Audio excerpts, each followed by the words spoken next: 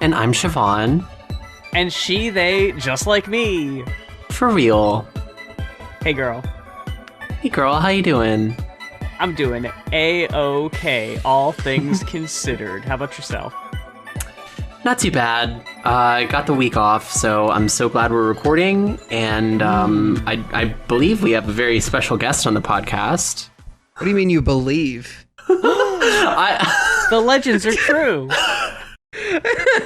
The transgender street legend herself. Oh. Well, I didn't want to interrupt. I know she was ordering stuff, so... Yeah, I'm ordering stuff on Walgreens right now. I'm getting an electrolyte powdered drink and some birthday candles. Hell yeah. That's hot girl shit right there. Everything's coming up Natalie, is what I hear. Everything's coming up Natalie, for sure.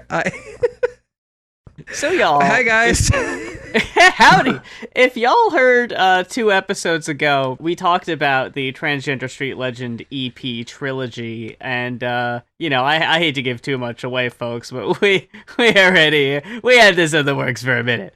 But we got Natalie Puff, left at London, here with us, and, I don't know exactly how much we want to cover about that particular project, but I know at the very least, you've mentioned that we did get a couple things wrong in our analysis, so... I do at the very least want to clear the air there, because not often when someone gets misconceptions about a project or something, are they able to get the deets. You mentioned one egg-cracking moment for you was seeing a tweet of mine talking about how, the Purple Heart EP was called that because the purple heart emoji is kind of like a sapphic symbol. I never tweeted that. Someone was asking if they could use it, and I think you were like, well, it's kind of like a sapphic thing. I wasn't saying that you named the EP that because of the emoji. Okay. In that case, correction rescinded. You are still correct. Well, I mean, but I've never heard that before. Is that true? I guess it is if I tweeted it and forgot about it. Okay, all right. Well, usually it is the now. truest things are tweeted and then forgotten by me. So true. So if the EP was not named for that, why was the EP called the Purple Heart EP? So I got a friend of mine. I think I tweeted this too, but... Well, I'm not going to remember all your tweets, I'm sorry. I love you and everything, but look, let's be for real. No, yeah, I mean, I also deleted my Twitter, so it's now it's that's lost media. Yeah. Ah. Hell yeah. Based. All those hyperlinks to tweets in Genius annotations and Wikipedia articles are now bunk. You'll have to check my Blue Sky and request that I confirm things from now on, folks. Ah. But the reason that I called the Purple Heart EP the Purple Heart EP was because around the time that I was writing it, I remember having this one particularly bad night, and an internet friend of mine contacted me, and whenever she texted me when I was having a bad time, she would always use the purple heart emoji as sort of a comforting thing. And I was like, you know what? Yeah, that does feel comforting, just as a symbol, and because that I associate it with these moments where I've been comforted through distressing moments. I feel like that is an apt title to have. I also was kind of on some pretentious shit, and I wanted to see if I could name something on streaming just a straight up emoji, and I couldn't. So it's only on Bandcamp, folks. Siobhan pointed out it's on Spotify. Well, I know that the EP's on Spotify, but I don't know if it actually has the Purple Heart. Let me check this shit. It might just be called The Purple Heart. I'm not sure.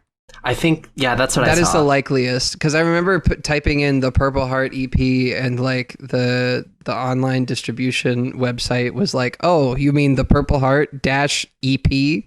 I was like, no. It is just called the Purple Heart, yeah. Yeah, I'm not going to argue with y'all on this, It's I might as well just let it happen. This is my first release. I can hardly be a diva yet. I got to wait till album 3, Yeah, that's when you turn it around. Exactly. It's after the sophomore slump, then you could get into your pop bitch era. Charlie XCX couldn't be on her brat shit when fucking Boom pow, whatever boom clap came out. Like, you got to give it a little bit of room to breathe. It's fucked up that Boom Boom Pow was more experimental than Boom Clap, now that I think about it. Okay, real quick. Are you of the camp, because I've recently thought this also, and I've seen a couple tweets or maybe a YouTube video. Do you believe that Boom Boom Pow, and especially songs like, oh god, what was the other one? I'm a Bee and all that, are proto hyperpop? I have not heard that, but let me think about this. Because it's got the kind of pitched up vocals and everything. I'd say it's more proto digicore, if anything, but that's like, okay. I don't know, me being like pretentious past my pay grade. I think that like there are like a lot of like those kind of simultaneously happening as hyperpop era like digicore and glitch hop songs that feel weirdly inspired by that Black Eyed Peas record. I did not get it when it came out. I was very anti Black Eyed Peas when it came out. Yeah, same. But like, I think that if they never released I Got a Feeling, I think I would have given them more of a chance. I hated I Got a Feeling. I still do. I hate that song. But Boom Boom Pow has like, I've warmed up to that so much. Yeah, weddings must be so hard for you. But then they play Disturbia, and I'm like, I'm right back. Oh my god, so true. That song kills. I was gonna say you didn't see Peach Rings perform I Got a Feeling live without saying that you didn't see Peach Rings perform I Got a Feeling live. Because that'll change your life.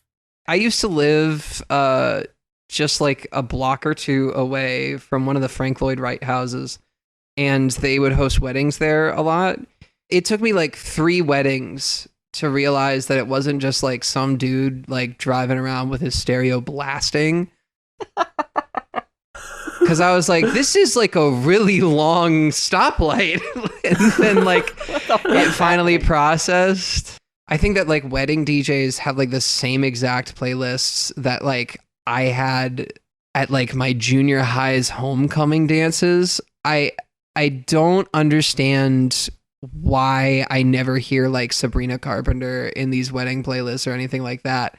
I'm like waiting for like a modern hit, and then they're like, all right, guys, here's a throwback. I'm like, everything's been throwbacks. Like, yeah. like Beat It is just more of a throwback, if anything. Like I don't know why we're in this delusion together, but in a way I respect it. In another way I don't, because why is OMG by Usher on this shit? But she got boobies like wow, wow, wow. I never understood God. that song. Now, if there's one will.i.am production from that era that I do not understand, cannot comprehend, I feel whenever that song came on and I saw people enjoying it, I always felt like I was like stuck in the same dimension, and then like everybody else had progressed to the next one. It wasn't that I felt like too dumb for the song. It felt like I was like not on the same like physical wavelength as like everybody else. I can never figure out what people like about that song. I like tried to listen to it being like, okay, let me like really try to get into this, and I couldn't. I feel like I almost like it. Like there are aspects where I'm like, oh, this could have been good, but like that is like the most positive opinion that I could have on OMG by Usher and will.i.am. That being said, okay, speaking of will.i.am, sorry, I'm like going off on will.i.am right now. What's that one song that he did with Mick Jagger and J-Lo? Oh, I don't God. know. That was a what?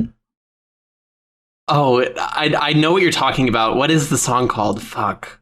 All of like the parts had like a mention of how this beat was so hard. Like the entire song, he was like, this beat is so hard. Yeah, it's called The Hardest Ever. Yeah, the THE, the hardest The ever. Hardest Ever.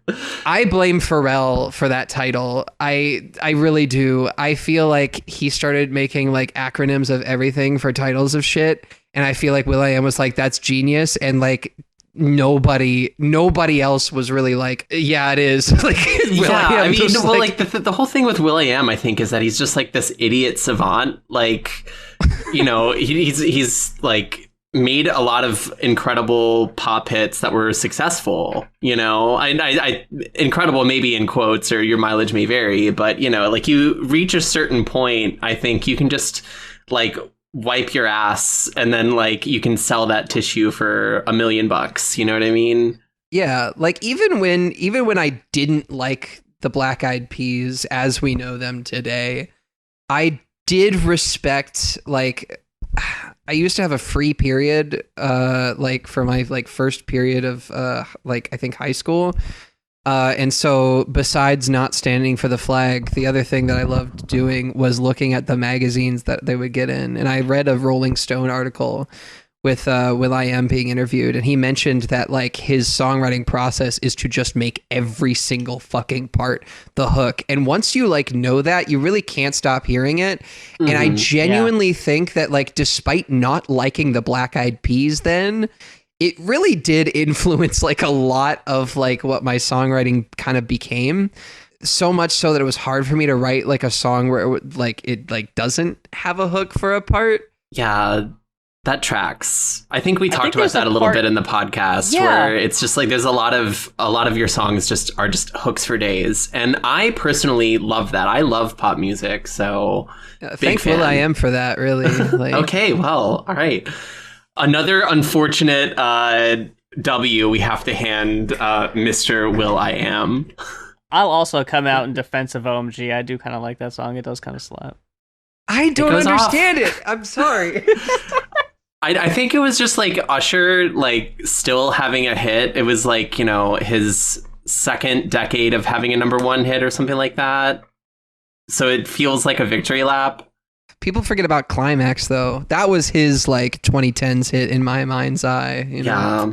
That's what about Scream? Song. If you want Scream, if you want to scream, yeah. Okay. Yeah, or Louder, or whatever that one was. Wait, what did Louder sound like?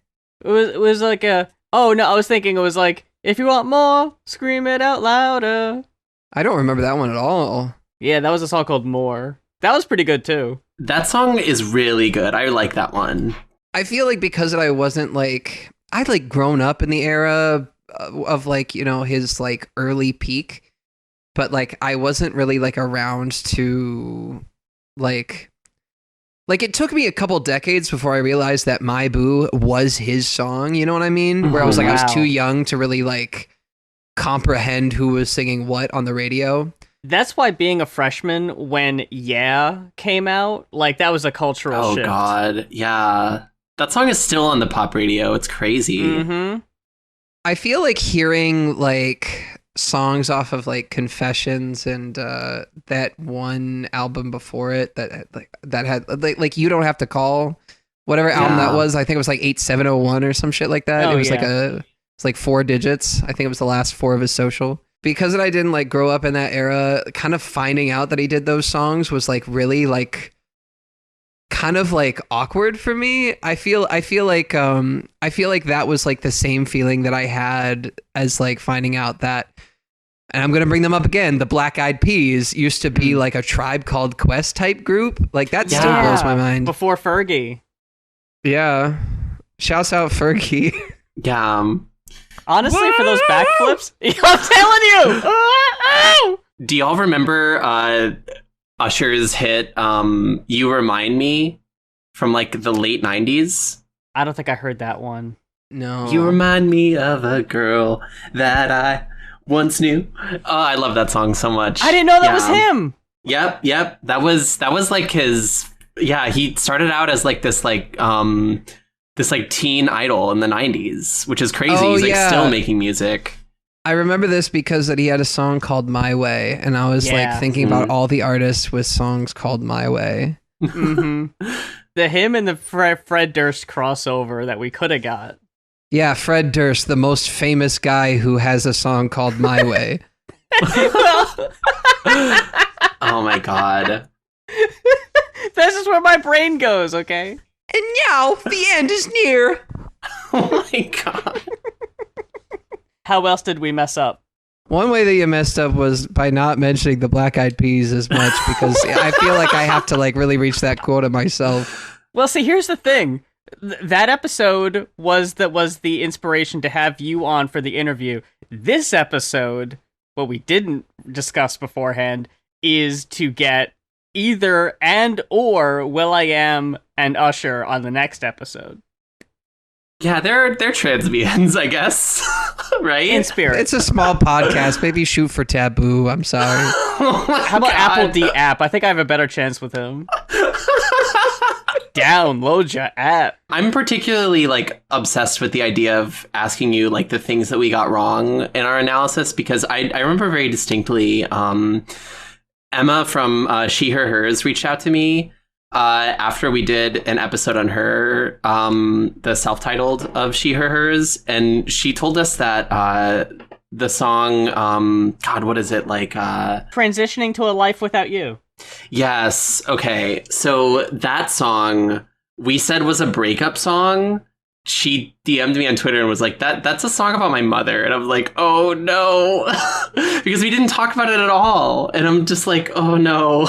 Sometimes I feel like that shit just kind of happens just like culturally too. So it's like, I don't think that you can like blame yourself all too much. Waiting on a Ghost. I mean, y'all knew that one was a breakup song. That was not about my mom. Also, the first time I cried on the show. That was great. You're welcome. I heard your voice cracking. I didn't actually hear you crying, though, so I don't know if I'm going to count that.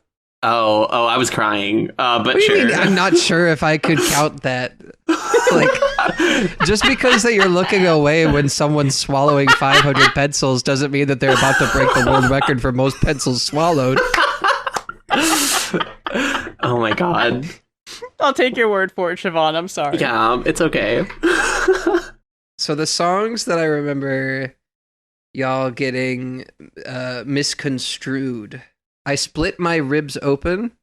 We were saying that I Split My Ribs Open is about like relationships that like oscillate between like anxious and avoidant attachment, and like how that can be extremely like emotionally jarring.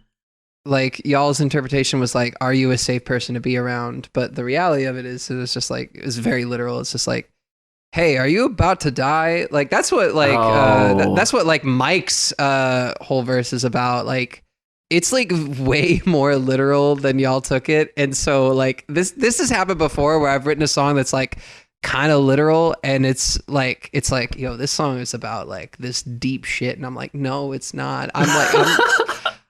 I am doing like a grade 7 like like songwriting course here. It's fine. Like you could just take it literally.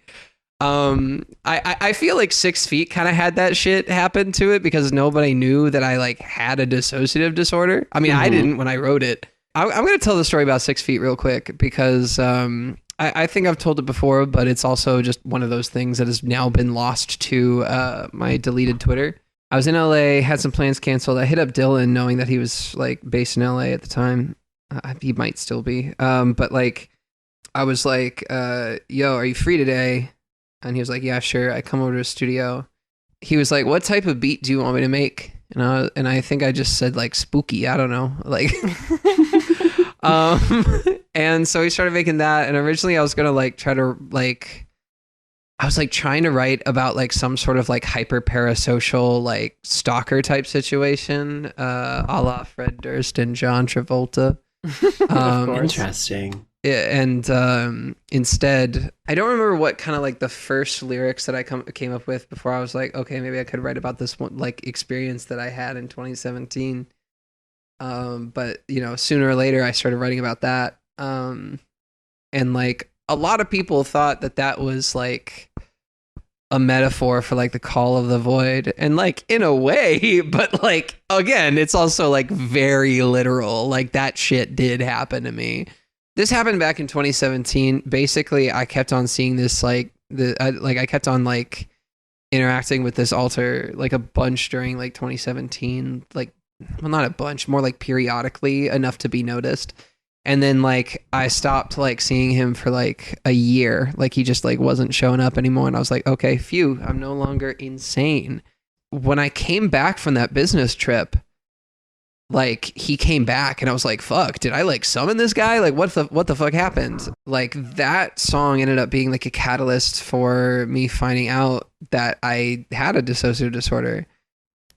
It's kind of strange talking about it now because it's like I have been, you know, pretty public about me having had that dissociative disorder, but I like don't have it anymore. Like I remember like Siobhan, I think that you did some like research on like DID and OSDD and dissociative disorders and stuff like that. And you mentioned like, you didn't mention it by name, but you like mentioned integration, like where it's like all the alters sort of just like become one person again. Yes. I think that happened to me like over the last like year and a half. So I was like, okay, well shit. I guess that answers the last track of volume 3.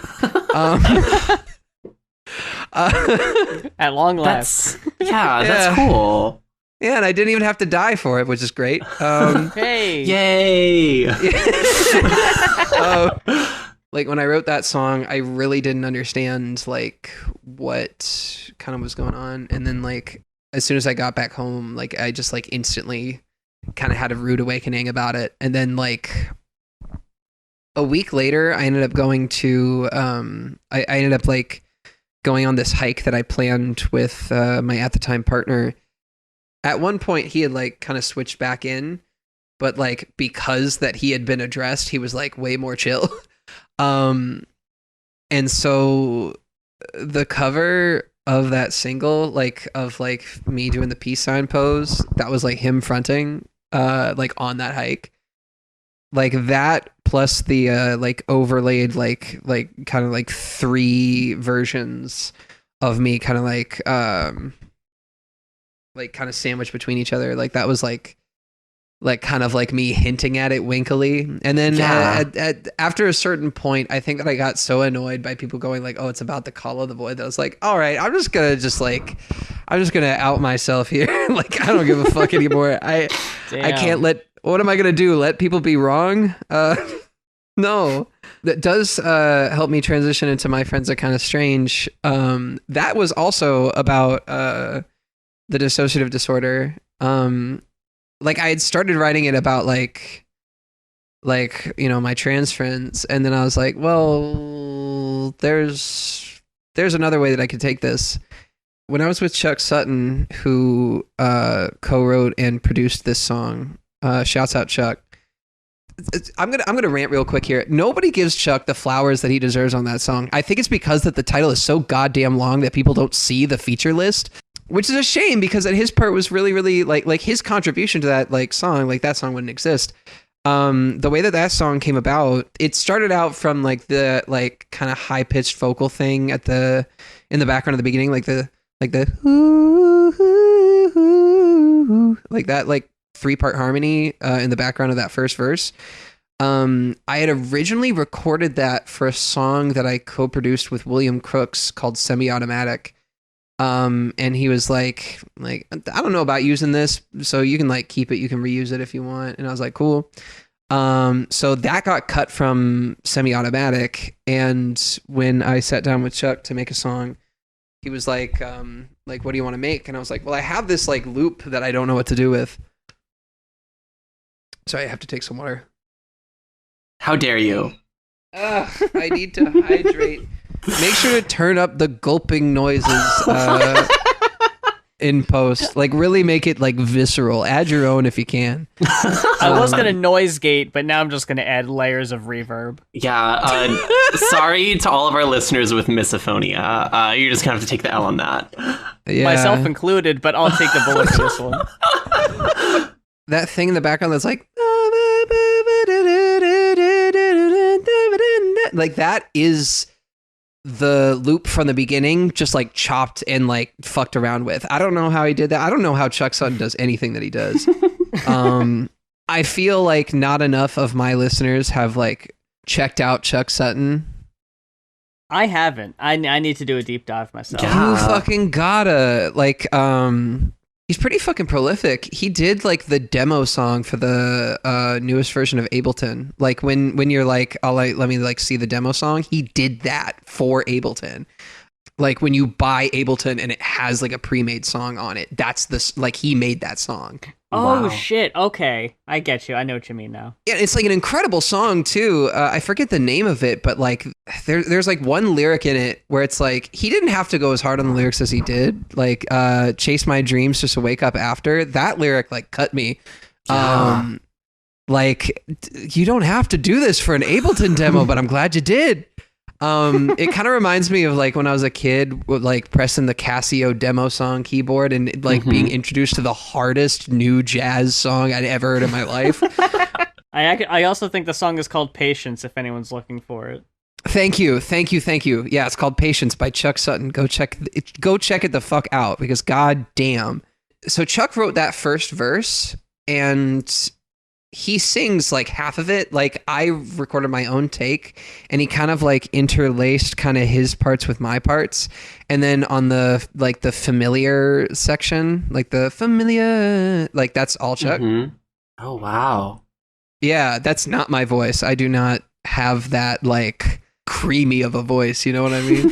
I feel like he's got a voice like salted caramel. I don't know if that makes any sense, but like a melty salted caramel, like sort of like taffy-esque pulse type thing. He's got like a really good tone. I just love his tone. Yeah.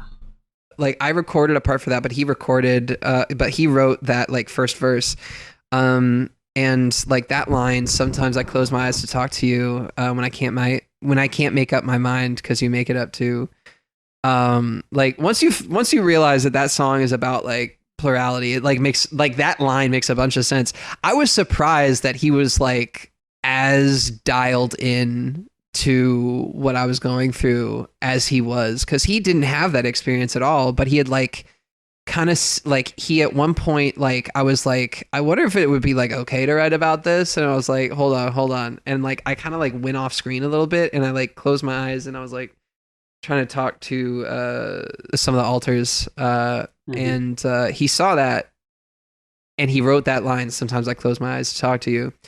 Oh, wow. So that was like a direct kind of like experience that he was like witnessing and writing about. And he was like, is this okay for me to write about? And I was like, absolutely. Like you got it right. Like as long as you could represent it, like with respect, which you are doing, like, absolutely go for it. I do not mind.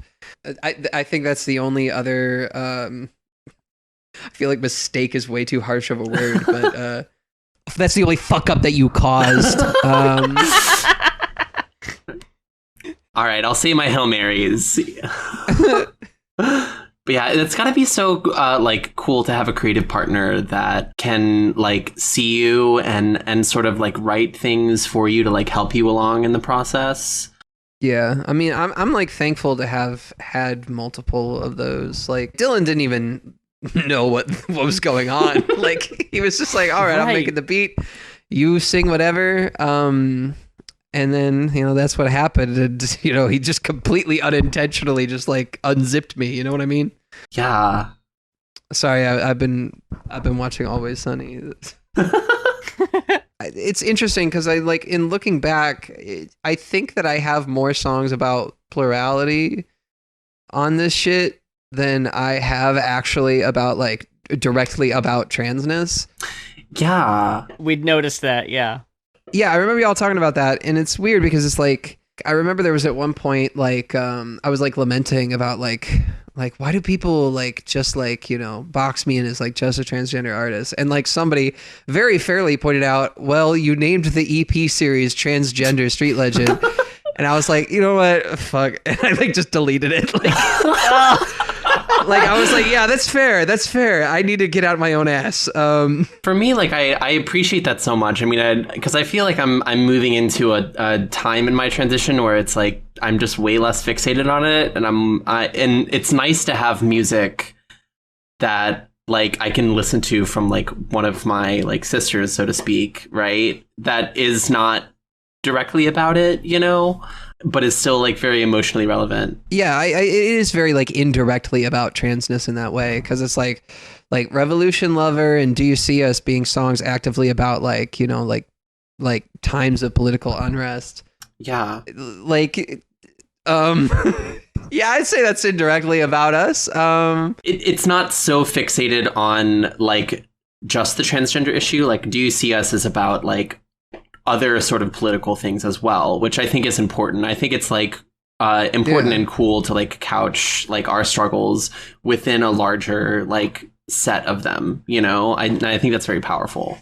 Yeah, it's like all forms of oppression, definitely just like, if you look at any form of marginalization, usually you could trace it back to just like straight up anti-blackness or just like straight up just like indigenous genocide. Like it is one of those two almost every single fucking time. Like even, but there was like literally like a book talking about like how fat phobia relates to anti-blackness. And I was like, whoa, wait a sec, that. Whoa, like I had not pieced that together. The book was Fearing the Black Body by Sabrina Strings, The Racial Origins of Fat Phobia. Like even just reading the title, it's like, oh, okay, yeah. I feel like because that I was just kind of writing about my life, like very literally, Transgender Street Legends Volume 1 was meant to be kind of sort of a one-off when I was like conceptualizing it. And it was mostly just like things that ended up on the cutting room floor at the time that I was like making an album that still hasn't been released yet. Is it the one that starts with a Y? Oh yes, You Are Not Alone Enough. That's the one. Sorry guys, I swear it'll come out eventually. I'm not even joking. I'm working hard on it. I just remember it was like maybe the first or second time you were on Going Off, you were like, oh yeah, I've got a project in the works. And I don't know if we asked for a hint or something, and you were like, it begins with a Y. And that has just been stuck in the back of my brain for probably 10 years. It sure is in the works, folks. That sounds sarcastic. It isn't. I do mean it. It's just like, it's been in the works for way too long. I did take a significant break on it because I kind of got like, I kind of lost perspective on like what I was making, and I kind of just like felt like I had to give it a rest before I could like approach it again. And I'm approaching it again.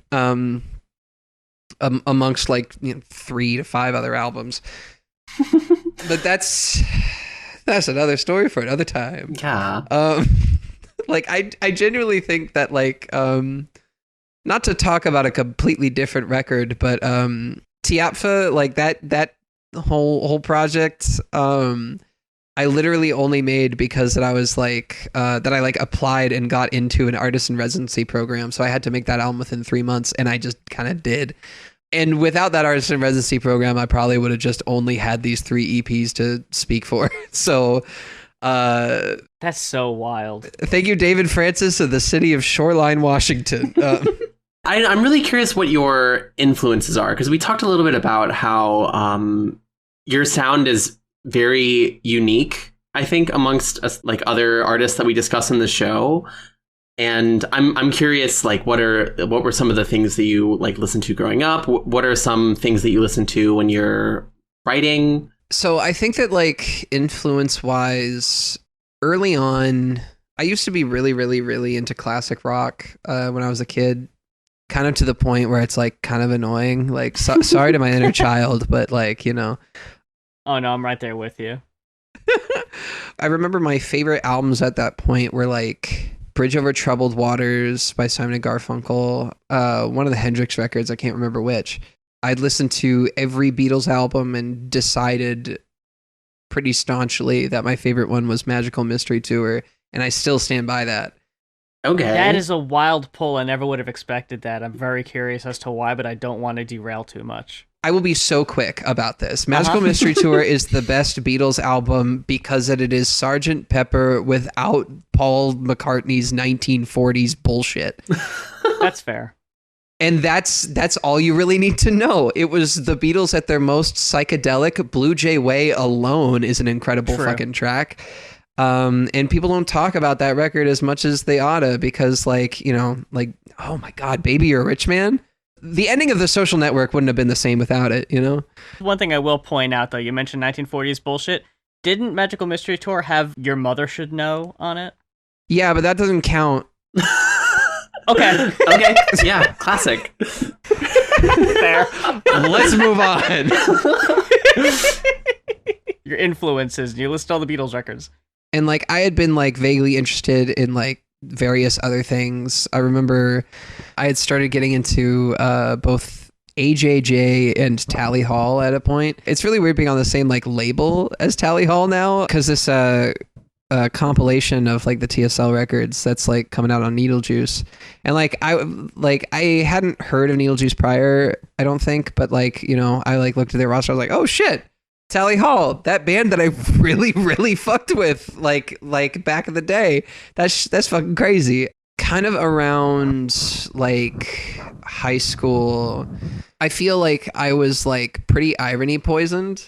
I think the two things that particularly tested that were Death Grips and Little Teeth. Little Teeth is lesser known, so I'm going to give some context there, but that's like kind of like, I don't know if they were self-described as this or their at the time label described them as this, but freak folk, like out of tune instruments, everything screamed. Little Teeth's album Childbearing Man, that genuinely like had such an effect on like my ability to be less of a perfectionist.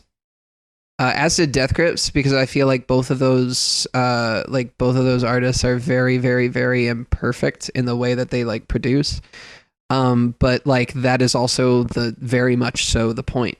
It's how they sound, the way that they sound. You know, it's like that Brian Eno quote on like the imperfections of certain mediums, and how like, you know, 10, 20 years after they become obsolete mediums, people try to recreate those sounds, you know. When I was writing most of the songs off of like the Purple Heart EP and like I Don't Trust You Anymore, I was like listening to like a lot of like those four artists, just like Death Grips, Little Teeth, AJJ, Tally Hall, and also because the internet, that record like really got through to me for some reason. Hell yeah. Like I still stand by that it's like a really, really well produced hip hop record. I love that album. I don't think that it's like the best hip hop record, but I think that it is like really, really well produced. I think Ludwig Göransson just did a fucking number on that record. I also want to say as a quick sidebar that talking about your no longer existing tweets, my CD copy of Childbearing Man in the other room is only there because I saw you tweet about it once. And I was like, yeah. oh fuck, that's crazy. I never would have listened to it otherwise, probably. I never would have even knew it existed, so thank you for that. It is definitely an underrated record, but after a while I started listening to just a lot more hip hop. I used to hang around my siblings' like dance studio. They used to be like a hip hop choreographer. I like grew up listening to like a lot of hip hop just like in the background, like while I was just hanging around the dance studio doing my homework or whatever the fuck. Like imagine me listening to the Kanye verse on Lil Wayne's Lollipop remix, just kind of like repeatedly over the course of like 2 hours. Like bar by bar, just like trying to do times tables. It was like kind of like annoying in a way. Like I have only heard that full song maybe once or twice, but I do know that verse like pretty intimately. That's such a fascinating way to listen to music, just like obsessively like one particular part of it. And also like what an entry to hip hop to like have it kind of in the background, and then Death Grips is like your opener, you know. That's so interesting. It really was weird like finding out like in my late teens to early 20s like, oh, these hip-hop artists that I had been listening to were really good this whole time. Like I remember like my sibling, they lent me their entire iTunes library. In high school, I remember my senior year, I put everything on that library onto my iPod, and this was like literal days worth of music. I remember particularly I was doing an alphabetical order, and so like I was listening to I think the last records that I listened to were like some Zapp and Roger greatest hits. One of the records on that iTunes library was like the Lil Wayne No Ceilings mixtape. And I remember being like, oh, fuck, Lil Wayne has been good this whole fucking time. I was like mad. Because like literally only up until now, I had heard like How to Love and that goddamn Lollipop remix and like maybe like a couple other scattered hits from around that time. And like, I don't know, I feel like Lil Wayne had like some great features in like the first like 5-10 years of his career, and then he had like some great fucking features the last 5-10 years. But like 2007 to like 2012, when I was like the most likely to listen to Lil Wayne, every feature that I heard of his was just god awful. And so like when I found out that like he was actually fucking spitting, I was literally mad. Like, yeah, I have a very similar relationship to Lil Wayne. It's like, for whatever reason, like his like persona never really appealed to me, but then I like listened to his records and I'm like, oh, okay, this guy's really good. I get why he's like as big as he is, but it's just I don't know what it is. Like, Lil Wayne, when he makes a record, he does not cut any song from the track list, and that's why he doesn't have any leaked songs, is because he's putting them all out. And since that observation, I've just been like, oh, okay, yeah, I'm hearing it now in every single Lil Wayne record. Because like you'll have songs like fucking like Misunderstood off like I think it was the Carter 3, where it's like, oh shit, this is amazing. And then like you'll have like just like these god awful B-sides. Like it really is just like an incredible like range of quality. I'm getting off on a rant here. I'm like really talking about like 2009-ish pop a lot this episode. Way more than I normally would in like a general conversation. You're welcome. Yeah, thank you. While I'm talking about 2009 era pop music, do any of y'all remember the DJ Earworm like 2009 Blame It on the Pop YouTube video? Oh, blame it on the pop, blame it on the dance, blame it on the rock and roll. Yeah. Yeah. That mashup where it's like top 25 hits of that year. That was, oh my God, that really did like. He still does those, by the way, and they don't get nearly a fraction of the views as they used to. I mean, let's be real. 2009 was his best one. 2009, 10, and I think 11 are still like really fucking good, and then he fell off. You heard it here first, ladies.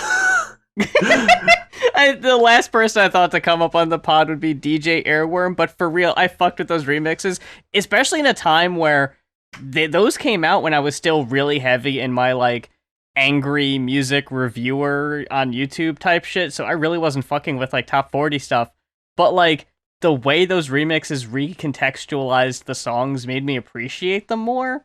I feel like that was definitely like one part of like the irony poisoning antidote. The other half of it was actually something that happened in the 6 Feet sessions. I've almost definitely like said this story before. The first time that I'd ever met Dylan Brady, I went to his studio like the day before, and I pulled up and he was just like playing fucking Jenna Rose's My Jeans over the loudspeaker. Oh God, wow. Tracks. I like sarcastically says some shit like great song, and Dylan without like a change in his face was just like, yeah, it's hard. And I was like, I was like, here's this producer that like I really, really respect the work of, listening to like what I considered to be like a really bad song, but I kind of like listened to it with that in mind. I was like, okay, I really do see what value he sees in this record now. Like it was really surprising, like hearing it in that context of being like, oh my God, Jenna Rose's My Jeans influenced Dylan Brady. And like being like, okay, well, maybe I shouldn't be so harsh on it. And so it was like, I was kind of going back to like a bunch of these songs that like, you know, I thought were dog shit at the time. I mean, that was like part of like why I respect Boom Boom Pow now, is because I no longer have that just sort of like association with me being like this like classic music snob at the time. Because like now I'm like, okay, yeah, 3008, that was a crazy line, you know. But like genuinely, like that was like such a moment for me, was like just kind of like going through mentally all these songs that I considered dog shit, like within the first couple of weeks after we had produced 6 Feet, was just like, oh shit, like I can understand why he just like respects every genre. And so like I feel like I've been trying to like do the very same, to the point where it's like, you know, I'm trying to expand my horizons. I'm trying to like have an open ear to every single thing. Yeah, and that I gotta say, it definitely comes through in your music, because I hear it now after hearing you say that, like the like classic rock influence with like just an appreciation of like pop music generally, like that tracks for me. I feel like since like probably like early 2019, my biggest influence started becoming hip hop, because that was like the genre that I've listened to the most since. And I have a friend who mentioned this the other day. She was like, the way that you write lyrics is like, you can tell that you listen to mostly hip hop, but you don't write mostly hip hop. Yes. Absolutely. There is like a very particular way that I'll like approach like a punchline in a lyric. Like I feel like there's several like lines in Black and White that like have that sort of like influence be like at its most face value obvious. Yes. I got a broken heart, but it still works. But even if it's beating, it still hurts, because now I still got 99 more problems to account for. Like that lyric, like that's like, you know, besides just being a reference to Jay-Z, I feel like it was like a very like kind of like one-liner sort of like format of like a way to express what I was feeling. Yeah, a mic drop moment. Absolutely. Yeah. Yeah. I also hear that in your most recently released song, or I don't know if you've released something since then, but LOL. Yeah, no, that's unfortunately like my most recently released. And I say unfortunately because it's been a long fucking time since that song was released. Yeah, well, I love that song. I think we talked about it on the pod, but it's been on my on repeat for a long time. But yeah, I also get that sense there. There's a lot of like moments like that, and also the production is just like is wild. Yeah, that song was produced by Wish Lane and Draft. Wish Lane, I think, has the third verse on that record, which, by the way, he has my favorite line in that song. There's something about the line, what was it you said when we made Out of My Dreams? I don't know why that is like my favorite line in that record, but like it absolutely just like is my favorite, hands down favorite line in that record. Girl, that line haunts me. It haunts me. It's so like, I don't know. I mean, yeah. I am coming off a long distance lesbian situationship, so that's like, it speaks to me, you know. But yeah, it's a banger. You don't have to tell me twice. I could tell by the way that you were talking about the breakup songs on this shit. Like, yeah, it was palpable. Like, sorry to call you out, but you know. Yeah, it's all. Yeah, I wear my heart on my sleeve, unfortunately. But yeah, there was one thing I wanted to reference real quick, or else I'd be kicking myself. When you were talking about how you kick the irony poisoning, for me it was kind of like a 1-2 punch. One was like accepting I was queer and like not feeling shame in liking what I consider to be like feminine, I guess, kind of music, or I guess like stuff I wouldn't really like allow myself to like publicly. We kind of talked about it a little bit on the last episode we did, where it's just like enjoying like Carly Rae Jepsen songs and like a Kim Petras song that is like ultimately like very high femme, and just be like, you know what, I'm just gonna own this shit. And like that was a very freeing thing. But there was also a quote, the song The Shit You Hate from Bomb the Music Industry, that just ends with the shit you hate don't make you special. That line spoke so much to a young me of just like, no one gives a fuck what you don't like. Like, shut up. You know, it's just like, people are way more interested in recommendations and suggestions. We all don't like things, but not everyone has to fucking yell about it, you know? Yeah, I feel like it was kind of similar for me, and I think the song is Cocapelli Face Tattoo by AJJ. It's off of Christmas Island, where it's like the chorus is, hey dude, I hate everything you do, but I'm trying really hard to not hate you, because hating you won't make you suck any less, and hating you won't make me suck any less. Oh, wow. Yeah. Like, that lyric is so good. Like most of that record is kind of like a stream of consciousness, but like they really just like, we're going to make one intelligible lyric of this record. It's going to be the hardest chorus like of the century. But it's like, it's interesting because it's like, you know, like I used to be such a pretentious little shit. And like now, like I'm looking at like my my like Apple Music Replay 2025, the top song on this shit, I am not kidding you, is Street Safety by Ombre Houston, which is a song about how you should not run into the roads without like permission from a grown up. This is like literally like a kid's song, but it goes so weirdly hard. I have no idea. I have no idea like what she put into this song. But like it is like one of the it scratches the same exact itch that like a lot of Roddy Ricch did for me in like 2021. And I'm like, why is that the itch that is being scratched by this song about street smarts? Like I like or like street safety, like not running into the road. Like she's doing like runs in this shit. It's like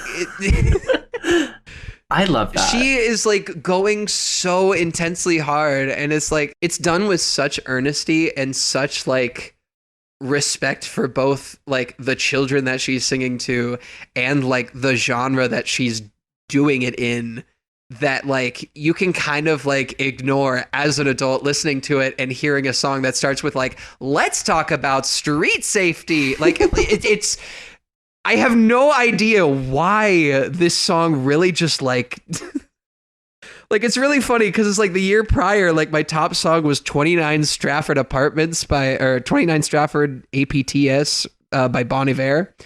And it's like, you know, that compared to Street Safety.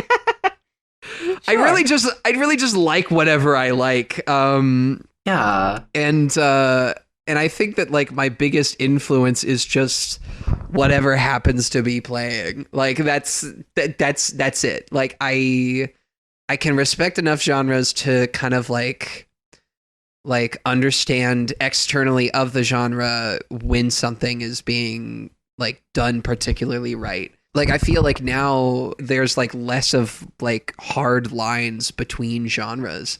And because of that, it's really easy to just kind of respect all of them. Like we have like modern rock songs that have beat switches in them, like a 2010s hip hop song would. Everybody is kind of like, whether it's because of the internet kind of like helping people kind of go out of their bubble at a time where politically people, especially like white male teens, are being encouraged to stay in whatever bubble that they're in at all costs. Yeah. I feel like there's this sort of like deviation from that where people are just kind of like being influenced by whatever they're being influenced by. And I'm very much like a student of that. I love albums that like this last Bickle record, Gut Feeling. That record like really like cut deep for me because it like, besides just being like a great album, I love how different each song is while still sounding like the same artist. Like, you know, you got like some like rock tunes, you got some dance tunes. There's like one song, What Do You Want Forever, that like I feel like straight up sounds like kind of like Joni Mitchell influenced. And then there's like I think like 3 tracks later, At Least My Baby Loves Me, which has like this kind of like Yeezus-esque like blown out bass. And wow. I'm going to say right now, I think that by the end of the year, At Least My Baby Loves Me by Bickle will probably be like my favorite song of the year. I don't think that I've put a song on repeat and like listened intently every single time as much as this song. Not in a long time. There's something in particular that I love that he does in this record, which is like this song is in like 6/8, but like when the chorus comes in, a snare comes in on kind of like just the 4/4, which makes it sound less like you're listening to a song in 6/8 and more like you're listening to kind of like a song with like the Migos style triplet flow, at least like instrumentally. Beyond that, like the chorus is just so fucking good. Just like repeating like the same like titular lyric. And like at the end of it, he does like this kind of like Elvis voice. Like I can't say anything further than that. You're gonna listen to it and you're gonna be like, oh yeah, that's kind of an Elvis voice. But like it sounds works crazy so fucking well. Yeah. Like I love records like that where it's just like every single song sounds different, but it is connected through like how the producer approaches it, both like, you know, while making the song and mixing the song. and like how they sing the song. I feel like Saturation One was kind of like similar too, because like, you know, they were producing everything kind of like influenced by like all these different like hip hop songs, and at some points, you know, it was like, I think there was like a straight up Natalie Imbruglia sample on one of those tracks. But like, Shit, it's was there? I think I don't remember what song. It was the. I never remember the fucking titles of these things, but it's the one where it's like triple S, send them all down. You can hear like this like slide guitar was like. Oh my god! Yeah, like that's at least like interpolating it. That's crazy. Yeah, I mean, it also doesn't help that they would always name their songs things that had like nothing to do with the actual song, so it's really hard to keep them apart. Yeah, I mean, it's like, you know, like there was like the Saturation One, it was like the 4-letter songs, and then Saturation 2 was the 5-letter songs, and then Saturation 3 was the 6-letter songs. And okay, I know what star because you're listing stars. and then there's boys.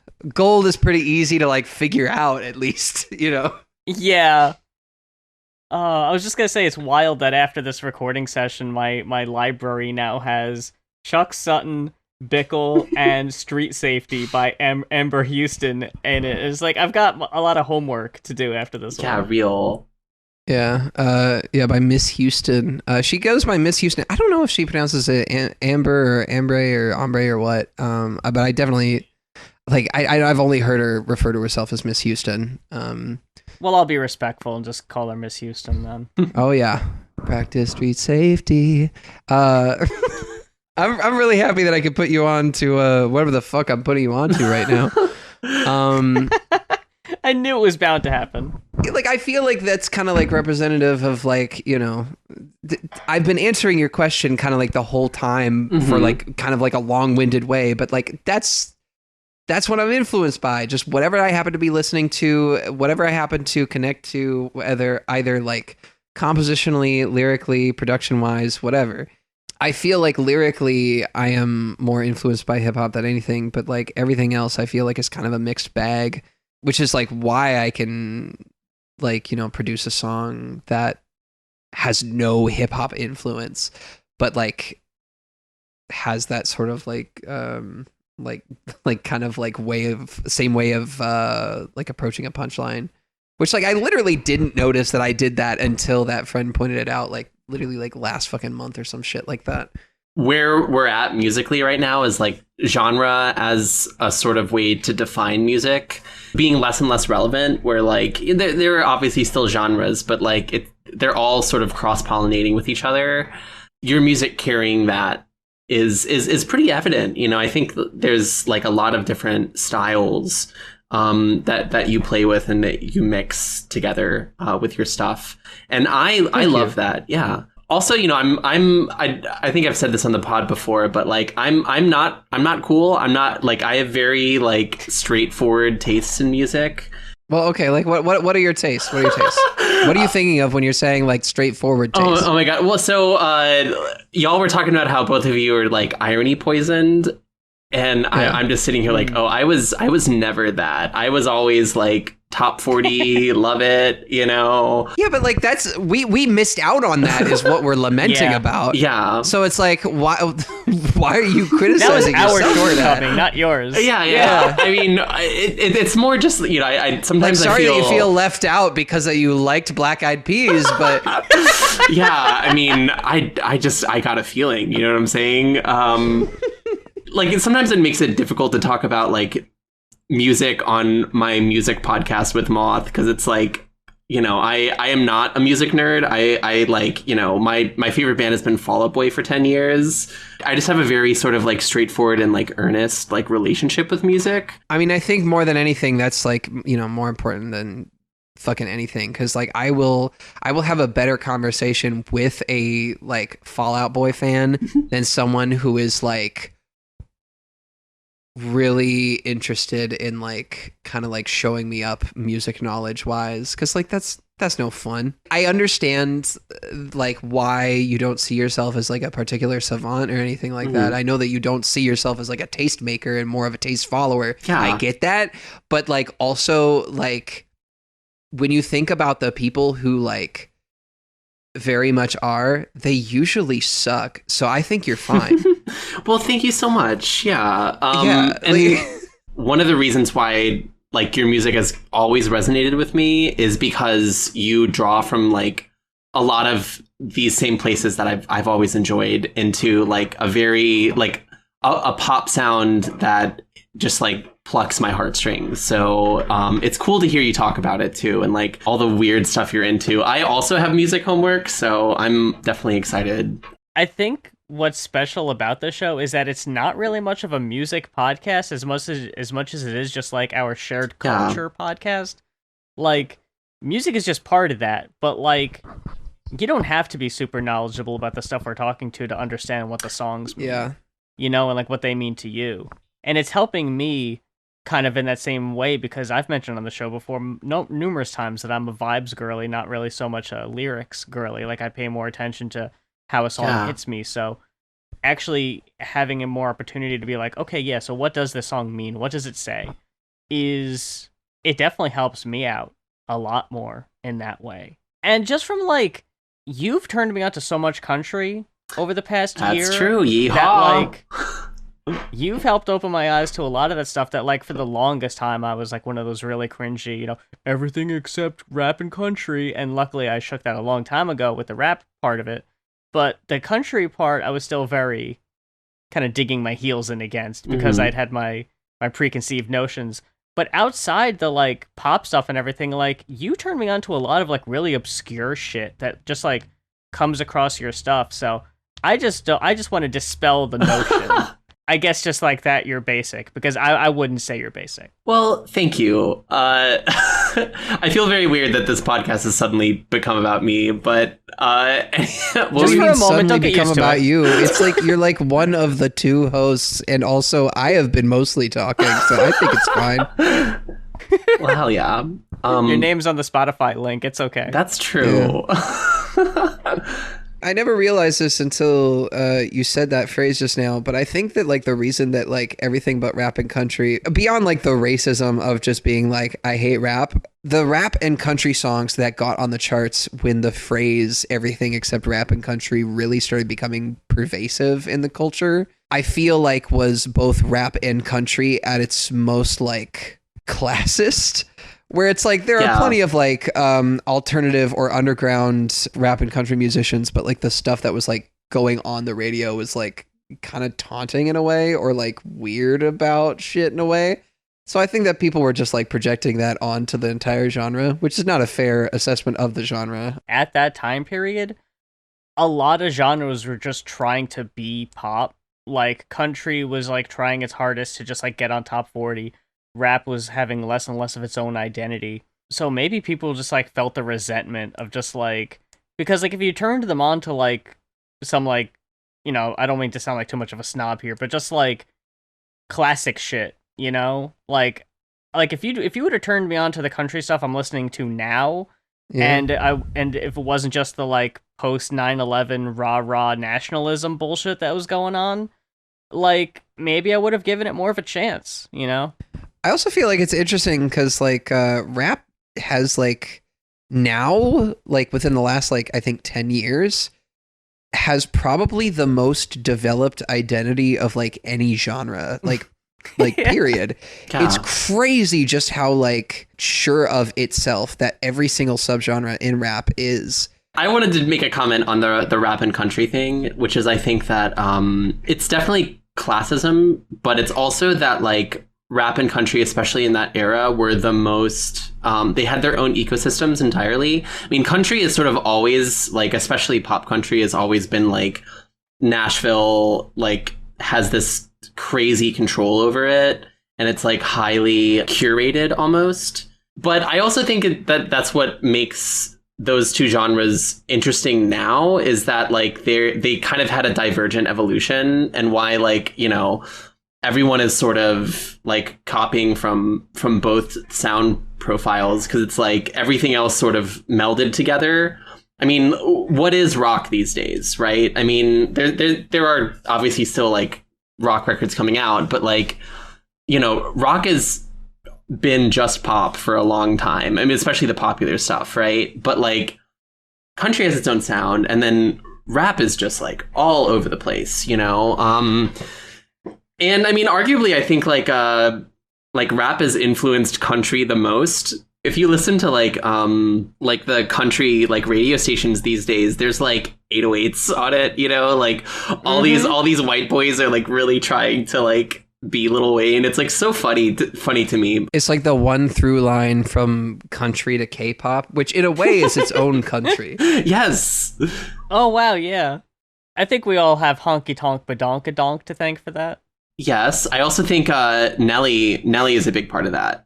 Oh sure, yeah, over and over again. Yeah, over and over again. Him and Tim McGraw. Yeah, and then he did like the Florida Georgia Line crossover, which is very interesting. Damn, I haven't heard in a long time. Yeah. That's sort of what bro country is. Like when you talk about like the genre of bro country, it's country boys trying to get, you know, trying to get a little like, for lack of a better term, hood with it, which is very cringy. But nobody else remembers, but I do. The Jason Aldean ludicrous remix of Dirt Road Anthem. Hell yeah. Oh my god, wow, I do remember that. Fuck me. Luda, and I'm feeling like $1 million stacked up all $100 bills. Like, oh my god, that's so funny. Oh my god. Oh my god, that fucking taps such a nostalgic bone. Holy shit. Wow, I'm gonna listen to that just for that. Fuck, damn it. I don't want to have to give Jason Aldean any spins, but fuck. Real quick, are there any other questions that you have about the record? You know, I have a question. What's with the knives? The knives? Thank you. Yeah.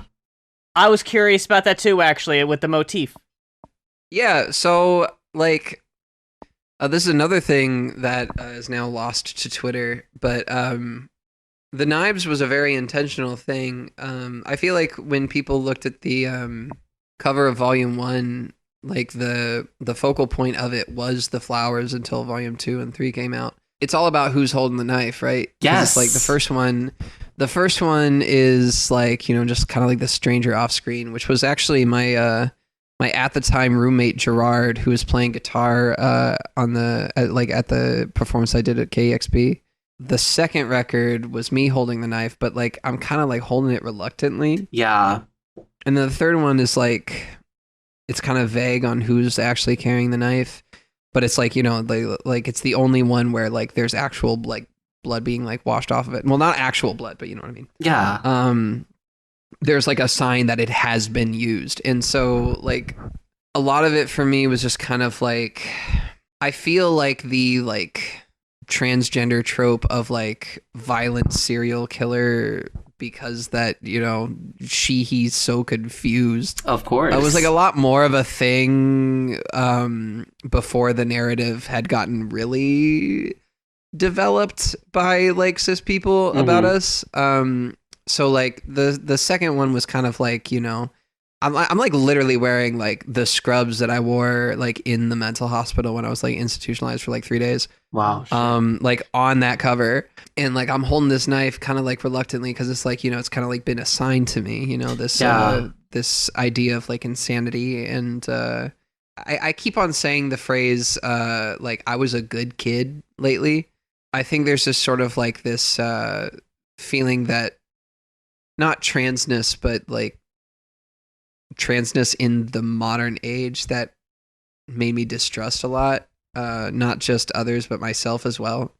I'm in this prom dress and like somebody else is like holding that knife up to me because it's like reflective of how trans women can be hyper visible without being protected. I feel like that's kind of like what I see a lot, not just in transness, but like, you know, just generally. Like it's still fucked up to me that like that one guy who did No Other Land, like, oh yeah, like won an Oscar and then was like captured by Israelis. Like that's still fucked. Yeah. So it's like, you know, the thing that I just kind of keep on going back to is like hyper visibility is in no way protection. Yeah. It can help you find people who can protect you a little bit more easily, but like that's not a correlation. That's just more like a coincidental happenstance. That cover is meant to like represent hypervisibility. And then the second one is kind of like representative more so of like this like reluctancy to be on edge, like at all times, you know, where it's like you become more sensitive to like the little ways that things might go wrong. And then the third one is just kind of like the result. It is not clear who struck the blow, because it could be either one of us, you know what I mean? Yeah. And so like I had that concept for the record covers, like kind of from the beginning. In volume 3 was like made like not haphazardly, but like it was finished very haphazardly. The volume 3 cover was just like literally shot on an iPhone. I barely advertised it when it came out because I was just so fucking like, I just needed to get it out there. Yeah. I didn't care how much I advertised it or talked about it. I just needed to get it out there because it had been finished for like months, save for the TYGKO verse on Make You Proud. That was like the only thing that I like needed. And it was like after I learned about TYG's brother passing away that I like reached out to him for that verse. Side note, I went to a concert of TYG's. It was like a 420 show. And it was him and William Crooks on stage. It hit midnight, so it was now like April 21st.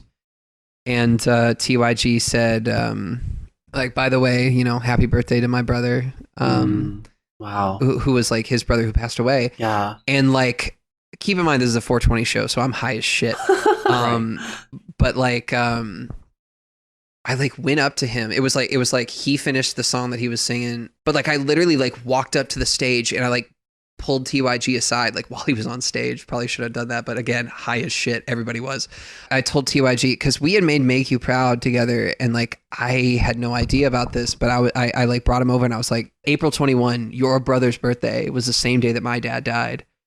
He just like kind of looked shocked for a second, and then he came back up to me and said the day that his brother died was I think the same day that either William's dad had passed or it was his birthday. So it was just like this weird kind of like chain of deaths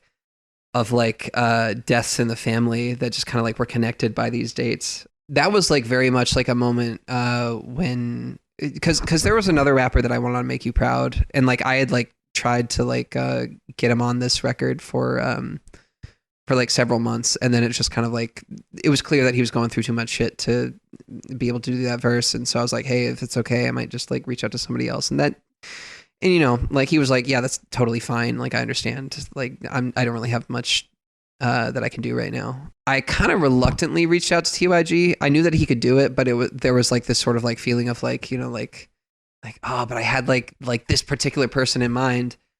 And when I got back his verse, I loved it. But like that moment, like talking to him on stage was like this just like very, very hard reminder. Like, okay, yeah, he was the exact right person for this job. Like he was the exact person who needed to do that. Like I'm really thankful for TYG being on that song, because like beyond just like having a good fucking verse, he wrote that like while my dad was dying. Like my dad hadn't passed yet. My dad actually got to hear it like once or twice before he passed. Wow. Which like, there's like a lyric about that in That's Entertainment off of Stone Fruit. But like, I feel like a lot of like this record was just like, just the way it went. The ethos of the record was just like, all right, whatever doesn't fit on any other record just goes on this. Like that was just all it was. I remember, Do You See Us was not going to be on the record because I hadn't written it at the time that I like assumed that I was finished with volume 2. But like literally I uploaded volume 2 to DistroKid, and then I wrote Do You See Us, and then I like literally deleted it off of DistroKid and then re-uploaded it with that track on it. Wow. Because I was like, wait, no, that one has to go on this shit. Yeah. That is an urgent track to like put out. And it works so perfectly too, especially as like a reflection almost of Revolution Lover. I think we talked about this in the pod, where it's just like it's like a lot more direct and like serious in a way that like 2020 really felt like. So I think that was a perfect decision. Yeah. I think that there was something that y'all said in like the reiteration of that that I kind of disagreed with, where it was like, you know, like Revolution Lover was like written at a time that was like by technicalities better for trans people, whereas like Do You See Us was written in a lot more of like oh shit, like this is like real type moment. And Yeah. I agree that the tones are very different, but truth be told, I think the only difference between those songs is who it's being sung to. Yeah. Like it's the same song but just being sung to a different person. I think so much of the way that we as like marginalized left-leaning people, the way that we perceive the world around us and our disdain for it is very much like through heartbreak, through anger, through grief. I think that grief is very much like a sign that we do, all in all, despite all the ways that people try to fuck it up for us. Like we do love this world that we are on. Yeah. And I think that it's like hard to fully admit that because there's like this sort of like, you know, like it doesn't love us back. I mean, like it's trying to. Yeah. I think that people forget that like climate change is not just something that's like happening that we gotta fix. It's something that is being caused. Like the world loves us, the world provides for us, and it is just the middlemen that like make it harder for us to get what we're being provided. So I think that like Revolution Lover was very much just kind of like me trying to spin that in a way that like lets the people that I was like thinking about like know that like even though that it is like a fight, it is out of love. And then like Do You See Us in contrast was kind of like a reminder that it was a fight, you know? Like I don't know. I feel like there's a very weird argument that has been happening these days amongst like those that we politically are generally aligned with, where it's like joy is a revolutionary act. Yeah. Joy is not a revolutionary act in itself, but like if you actively keep yourself from it, then you're not going to have any fucking energy to do any revolutionary acts. So yeah, exactly. I'd say in some abstract way, like maybe and sure, but like it's like saying it's like French fries a meal. Like if it comes with a meal, then sure. Like yeah. I'm watching Andor right now, and there's like a line that's repeated in it, which is like revolutions are built on hope, you know? I think that like joy is like a sort of fundamental part of it, because you need to feel like things can get better. You need to like have this like belief and love of what you're fighting for and who you're fighting for it to like, you know, for you, the person who's doing it, to like be energized enough to make it happen, right? To believe that, you know, you can make a difference. And on that note, yeah, I'm going to tell the audience what they can buy. My new record is coming out. It's called Transgender Street Legend, the ACAB Anthology, parentheses, assigned compilation at birth. Hell yeah. I love that. It features new mixes and new masters of all 3 volumes. It sounds way better than it did. I know that y'all like Revolution Lover, but I am finally caught up to y'all because of the new mixes. And then there are 6 remixes and some bonus tracks, which include LOL and As Blue as a Bruise, which Moth, you mentioned in the last episode. Yeah. So when that shit comes out, which should be next month, I believe, June. Happy Pride. Yeah, happy Pride. Then go ahead, check that shit out, listen to it, get excited for the new shit as well, because I got a lot of shit bubbling. I got a lot of shit in the cauldron, you know? I, for one, await with bated breath. I'll say that. Hell yeah. I'm just very glad that you, especially in your super, super busy day that the audience doesn't know about, that you did take the time to sit down with us and spend time talking over all this seemingly random stuff, but somehow all kind of had a through narrative. If you get the Charlie Day string, it all comes together in some type of tapestry.